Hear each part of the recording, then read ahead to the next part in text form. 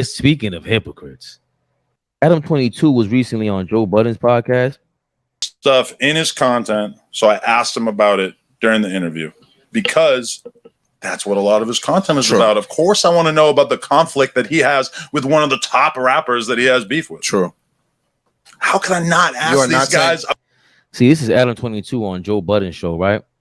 And see, my thing with that was he goes on there as a regular guest, and they seem like they were cool before. I've seen Joe Budden on Adam22's The No Jumper show.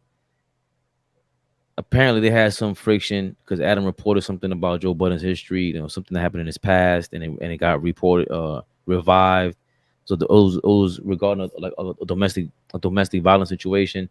So Joe Budden didn't like that, but he invites him on the show and kind of blindsides him and says, "Well, I got something to, I got a bone to pick with you." And basically, they're talking about Adam22 being like a culture vulture, and they're saying he's profiting off of, black trauma. And in this case, he's talking about interviewing gangbangers and gang members and asking them about their ops, what they say that their enemies. So they, I guess Ish, Ice, and Joe Budden, they sort of play good cop, bad cop, and they're trying to like twist his arm into thinking or understanding that what he's doing is wrong. And they mentioned Kevin Samuels at a certain point, and how when Kevin Samuels died, he posted his interview or a clip from their interview when Kevin Samuels was on No Jumper, which is Adam22's YouTube channel. And they were saying that you were profiting off of that, and the only reason why you put that out is to make money. And it's like, I get that. Like, I understand that. Like, if that was me, I would put some of that money to the side. I would have paid for, put something in his funeral. I would have sent that man's family some bread. Everyone's built differently though. In this game, my thing is people talk about Adam22. They talk about I mentioned academics earlier, and they talk about Vlad TV the most.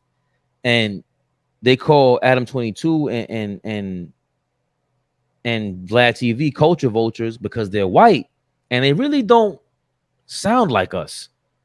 Like I'm Dominican, right? But I'm raised in New York, and I'm, I sound like I listen to hip hop, right? You know what I'm saying? Like I think that's part of the problem. And I think that's stereotypical. Like even what I just said is stereotypical. So when they talk about Adam22 and Vlad TV, that's stereotypical. Like the reason why they're gunning after Adam22 and Vlad TV like that and DJ Academics is because they're the face. They're the singular face of their companies. They don't go after TMZ like that. They don't go after and forget all that. They don't go after these record companies. They don't go after YouTube. This guy, the same guy that everyone's been screaming about, is a culture vulture that's in charge of YouTube music right now. All the dudes that are in the gang and putting out all this music that were then mentioning all their enemies in the Bronx. This was a major issue during the pandemic, right? Leo Cohen was the head of YouTube music.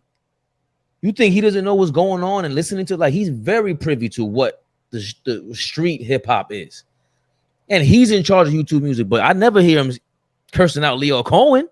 But we got a problem with Adam22 because he has his own personal YouTube channel where what are you going to talk about? People want to listen to that. I just told you that Academics has a seat at the table only because he has something to offer. Adam22 has something to offer these kids, a bigger platform to get their shit pop, because that's all they want is to be heard. They're 18, 19, 20 years old. They do not know any better. They don't. And they would utilize any platform, any camera to project their movement, which is crazy street shit. But we just saw what Tupac was saying about MC Hammer when he had a camera and a mic in front of him and then totally flip, you know what I'm saying, and contradict himself for the sake of money, for the sake of Hollywood, for the sake of attention, for the sake of power. That thing doesn't go away. So Adam22 is not just doing it for money, he's doing it for power. He wants to be the top YouTube guy so that not just the gangbangers come to his show, because eventually, once you get that big, Adam22 won't give a fuck about a gangbanger. He won't give a fuck about none of these people. He wants to get to a certain spot. And my thing is with Joe Budden with this, if you felt that way about Adam22 like that, why is he on your show? Like, why are you cool with me? If you think I'm profiting off of black trauma, that's not a light statement. That's not a light statement. Like, if I totally feel that that's crazy to just to do that, right? It's not the worst thing in the world, but you cool with drug dealers though, right? You cool with dudes in that scam, right? You do with dudes that rob everyone, right? And on top of that, why you have him on your show? Why is he on your show then? He doesn't get to be on your show unless he's doing this, unless he's popping, still doing this. So aren't you profiting off of the guy that's profiting off of y'all that you claiming is the? Do you understand? Like, this is why I just can't. When we get to this righteous, we gotta be so careful.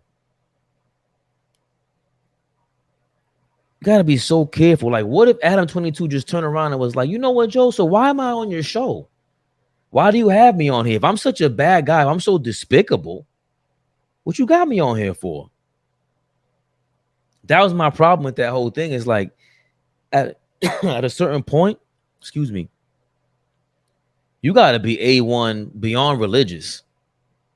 You gotta be someone you gotta be Jesus, Gandhi-like, walking on water to be talking like that. And Joe Budden is not the morality police. None of us would put him in that department. Before